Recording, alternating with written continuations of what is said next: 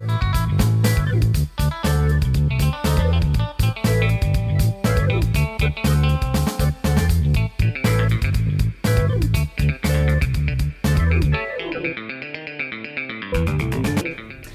everyone to the August book club video with the Library LLF team, and we have a special guest today. Yay! Hello, Louisa Hager from the I can't believe you said my actual name. I know. Usually we call her Wheezy. Yeah. Wheezy Hager. Against my will. From the start. Why don't you start? Tell us what book you picked. Okay. So I picked Girl in the Woods by Aspen, and it's a story about a girl who goes to college, and on her second night at college she's raped, and she reports it to her college, and they start this conflict mediation process, but it basically turns into a he said, she said, and she ends up dropping out and decides to hike the Pacific Crest Trail, which is a hiking trail that goes from Mexico to Canada, to just kind of like regain control over her life and her body.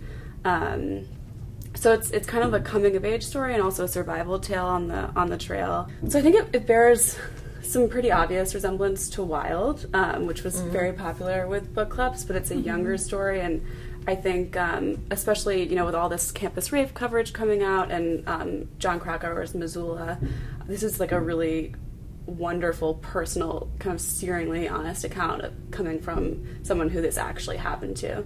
So The Book of You by Claire Kendal is about a woman who is being stalked. Her name is Clarissa. She had this like one-night relationship with a professor at the college that she works at, and after that he has consistently, been hanging around and stuff. So the Book of You is something that she writes as a record of all of the things that he does to her in like a legal sense, so that she can kind of prove like this is all the things that he has done to me. And so throughout the book, his attentions and just everything he does just steadily escalates, and it gets intense and crazy. And it's a really cool look at the female perspective of having a stalker, having someone with like unwanted attention, or like being psychologically abused by someone.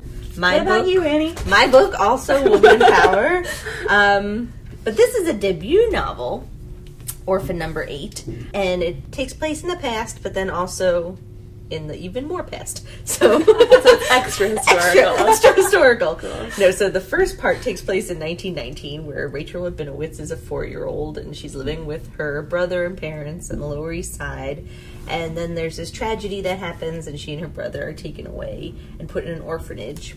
And so she meets this doctor, Mildred Solomon, who experiments on her for a number of years and causes her to lose her hair, and then when she's finished experimenting on her, she sends her off into the population. So she's like a teenager now, and she grows up in an orphanage, and she has no hair, so obviously she's ridiculed and has a really hard time of things. And when she's 15, she runs away and tries to figure out where her brother is. And then so that's one part of the story. The other part of the story is her present day, which is in the 50s. And she is a nurse at a nursing home for elder patients, and she gets Mildred Solomon as one of her patients because she has cancer, Mildred Solomon, because she did all this tests with x-rays and stuff. And so now Rachel is stuck with this decision. She's like, do I help this woman? Am I merciful to her, even though she showed me no mercy and is in no way apologetic for what she did to her life?